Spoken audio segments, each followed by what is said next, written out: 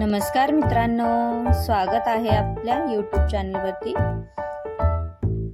आज आपण खूप चविष्ट आणि झणझणीत अशी पावभाजी बनवणार आहोत। चला तर मग सुरुवात करूया। सर्वप्रथम लागणारे साहित्य पाहूया। इथे मी घेतलेली आहे शिमला मिरची, गाजर, फ्लावर, हिरवा मटार, कांदा, बटाटा, आलं लसूण पेस्ट, अमूल बटर, पावभाजी मसाला आणि टोमॅटो।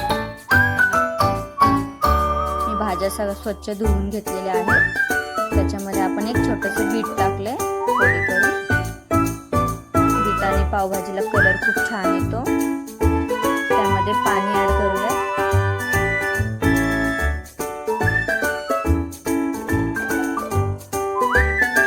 पाणी ऍड केल्यानंतर एक चमचा मीठ घातले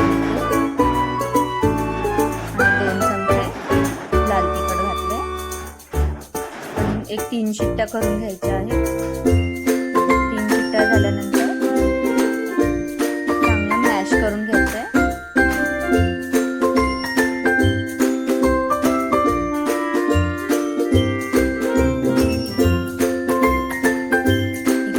कढई ठेवली आहे गरम करायला। त्यामध्ये 3 चमचे तेल घेतलं आहे।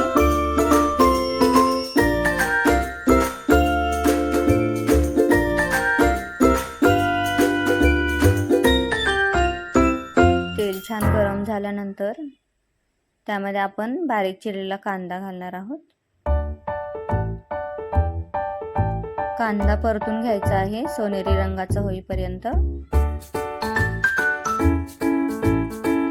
कांदा छान परतून झाला की त्याच्यामध्ये आलं लसूण पेस्ट घालूया आणि एक 2 मिनिटभर आपण परतून घेऊया।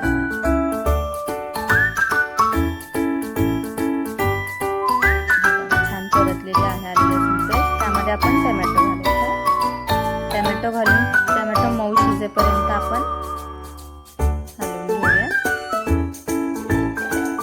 छान टोमॅटो शिजला आहे। आपण घातला आहे पावभाजी मसाला, लाल तिखट, मसाले छान मिक्स करून घ्यायचे आहे।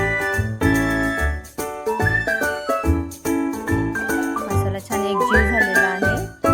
त्यामध्ये आपण शिजवलेल्या भाज्या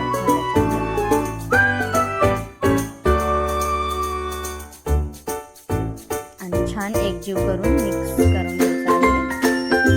सगळ्या भाज्यांना मसाला लागेल असं छान हलवून घ्यायचं आहे।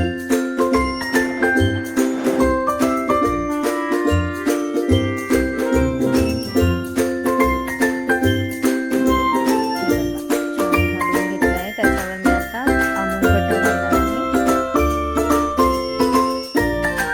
अमूल बटर घालून आपण एक 5 मिनिटभर झाकून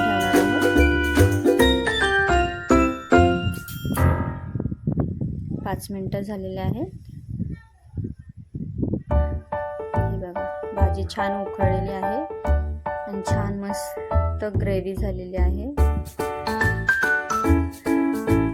ढवळून घ्यायचं आहे। भाजी आपल्याला पातळ वाटते पण ते थंड झाल्यानंतर घट्ट होत जाते।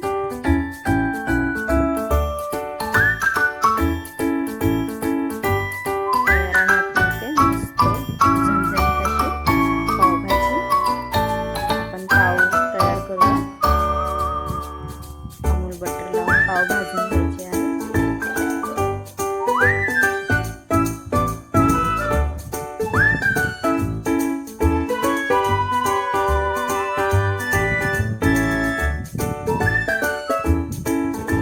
सर्व करायचं आहे। रेसिपी आवडली असेल तर लाईक करा, शेअर करा आणि सबस्क्राईब करायला विसरू नका।